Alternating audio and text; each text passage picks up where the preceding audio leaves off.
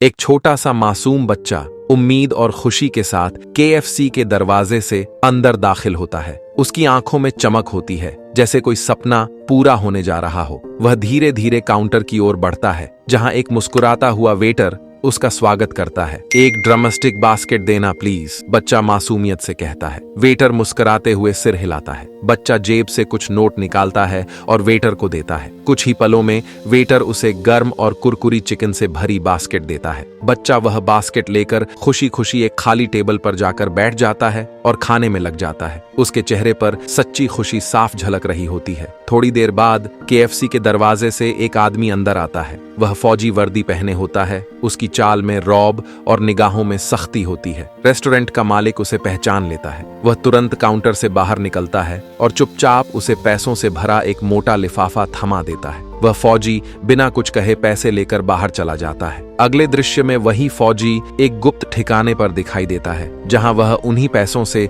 लड़ाकू विमान खरीदता है। कुछ ही समय बाद वही जेट आसमान में उड़ते हैं और उनका रुख होता है गजा की ओर। आसमान में बम धमाके गूंजते हैं, इमारतें गिरने लगती हैं, जमीन कांपने लगती है, धुएं और आग का गुब्बार छा जाता है। मासूम बच्चे, बूढ़े, महिलाएं और नौजवान सब इस तबाही की चपेट में आ जाते हैं। कोई घायल होता है, कोई दम तोड़ता है और कोई चीखों में खो जाता है। KFC में बैठा वही बच्चा अपनी ड्रमस्टिक खाते खाते ठिठक जाता है। टीवी पर खबरें चल रही होती हैं। वह देखता है कि उन्हीं जेट विमानों ने हमला किया है और वो पैसे जो उसने खुशी खुशी दिए थे कहीं न कहीं उस रास्ते का हिस्सा बन गए। आंखें भीग जाती हैं। उसके मन में एक सवाल गूंजता है, क्या मैं अपराधी हूँ?